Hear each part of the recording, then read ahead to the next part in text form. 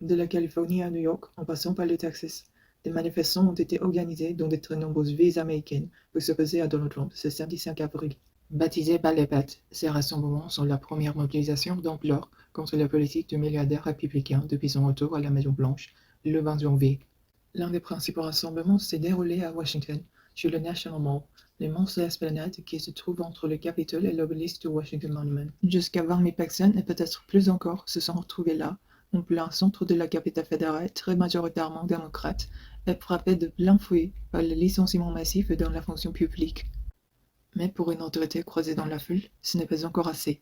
C'est important de montrer la force de la mobilisation, pour si celle-ci en misant sur une amplification du mouvement. Je pense que les gens qui croient les mensonges de Trump seront finalement déçus et en colère quand ils seront économiquement frappés par ces mesures, qui s'inquiéteront de la disparition des aides sociales et du système de santé. C'est là que la mobilisation va devenir puissante, prédit ceci.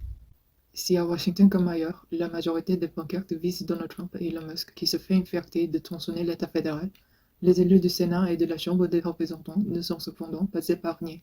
Interpellés au cri de « Où est le Congrès? Faites votre boulot !» les manifestants tiennent à leur rappeler qu'ils ont un rôle à jouer. Il n'y a pas grand-chose que nous puissions faire concrètement jusqu'aux prochaines élections. Mais au moins, on peut se mobiliser et faire savoir à nos représentants que nous attendons qu'ils se fassent plus pour nous, déclare ainsi un professeur d'histoire. Un peu plus de 700 km au-delà, à Louisville, dans le Kentucky, des centaines de manifestants sont également descendus dans la rue. Ça me brise le cœur de voir des gens jeter de la démocratie à la poubelle quand elle commençait à fonctionner pour certains.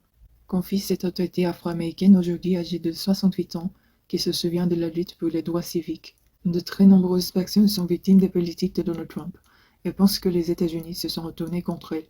Ces manifestations sont là pour leur montrer qu'ils ne sont pas seuls. Et c'est tout que cette mobilisation atteigne la Maison-Blanche, j'espère au moins qu'elle permettra de déclencher une prise de conscience chez certains partisans de Donald Trump, qui passent son week-end à jouer au golf en Floride.